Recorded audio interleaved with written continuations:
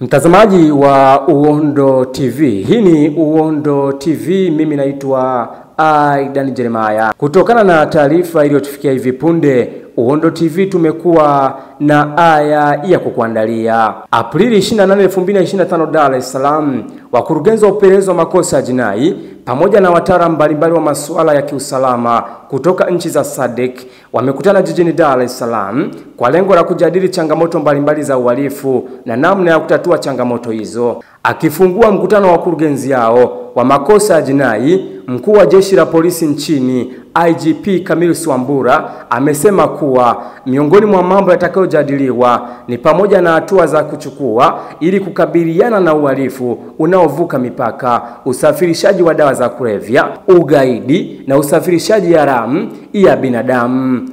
Hawa wakuu wa upelelezi wanakutana kujadili changamoto mbalimbali za uhalifu mkubwa, uhalifu wa kupanga na uhalifu unaovuka mipaka.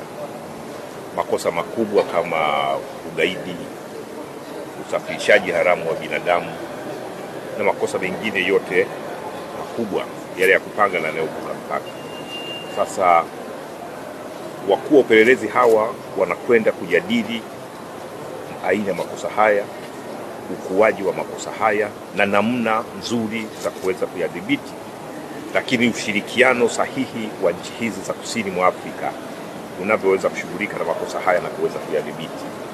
Na mkutano huu ni maandalizi ya mkutano wa wakuu wa polisi wa nchi za kusini mwa Afrika. Kwa hiyo hawa wakuu wa upelelezi wanachakata agenda zile ambazo zimeandaliwa, lakini wanakuwa wanapitia kwenye mijadala mbalimbali ili waweze kupeleka sasa kwa ajili ya maamuzi kwa wakuu wa majeshi ya polisi ya kusini mwa Afrika. Ndio madhumuni makubwa ya mkutano huu.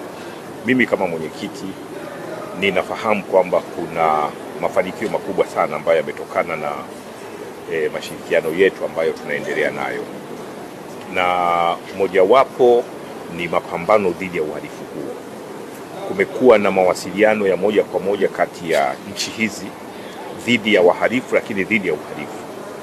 Kwa hiyo tunaweza tukaona jinsi uhalifu unavyoshuka katika nchi mbalimbali. Hata mafanikio yetu hapa nchini yapo mengine yanatokana na ushirikiano na nchi zingine ambazo ziko kusini mwa Afrika. Kwa hiyo ni miongoni mwa mafanikio ambayo tunayapata. Kwa kiwango kikubwa uhalifu unazidi kudhibitiwa, lakini kwa kiwango kikubwa tunazidi kuhakikisha kwamba wahalifu wanadhibitiwa kwa kiwango cha hali ya juu.